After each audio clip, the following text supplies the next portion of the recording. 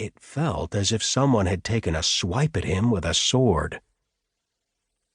After several moments he relaxed, took a shallow breath and another, then lifted his head and looked around. He was deep in the alley. To the right, a dead end. To the left, an open end. An overflowing dumpster blocked his view of the street. He tried yelling for help, but choked on the pain. He listened for cars passing or people talking, but heard nothing. New York City was quiet, 4 a.m. quiet. He was on his own. He carefully touched his ribs, feeling for a bulge. There was something there, but it was soft and didn't hurt. He blew into his hands, opened and closed them a few times, and worked the buttons on his shirt, struggling with numb fingers. Not much light, but he could see a bandage taped to his side. White gauze. White and clean, like the brightly lit room. He'd been strapped to a bed. For hours? For days? People in hooded, baggy suits had done things to him, monitored him with instruments, mumbled but never spoke. He peered at the gauze with dread. Wide strips of tape secured it in place. Using his thumbnail, he peeled up a corner and pulled.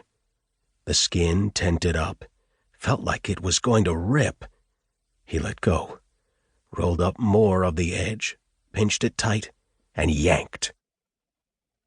He blinked, squinted, struggled to focus through the tears and murky light, and what he finally saw drew a wave of nausea up from the pit of his stomach.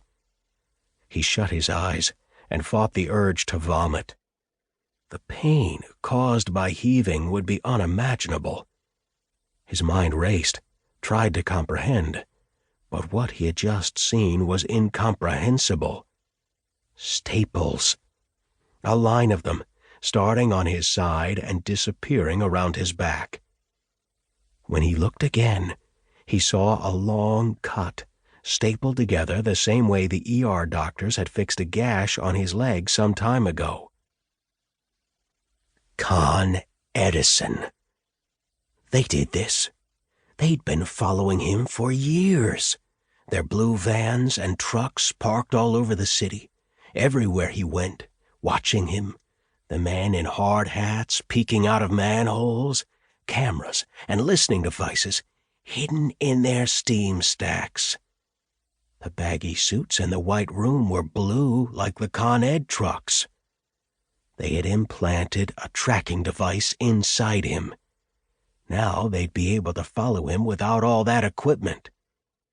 He had to get to Bellevue. Whatever Con Ed put into him, the Bellevue doctors would take it out. He buttoned his shirt and zipped his coat. If he could stand, he could get to the street. If he could get to the street, he'd find help, or help would find him. He shuffled his feet under him, put a hand on the cold ground, and, clutching his side, he stood. He tried to stand up straight. Pain doubled him over. He teetered backward, his butt hitting the wall. Then he felt dizzy and nearly toppled forward. He waited a moment for the dizziness to clear, then slowly straightened and took a step, then another. Every movement sent ripping jolts through his midsection, and after 4 or 5 steps he stopped, the pain intolerable, the shivering uncontrollable. He wanted to sit, but he'd never get up.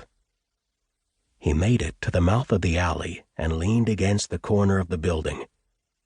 Except for a plume of steam rising from a manhole cover, the street was empty. No Con Ed trucks, no steam stacks. Lights were on in some apartments, but the buildings all had stoops. He tried yelling for help, but the effort was feeble.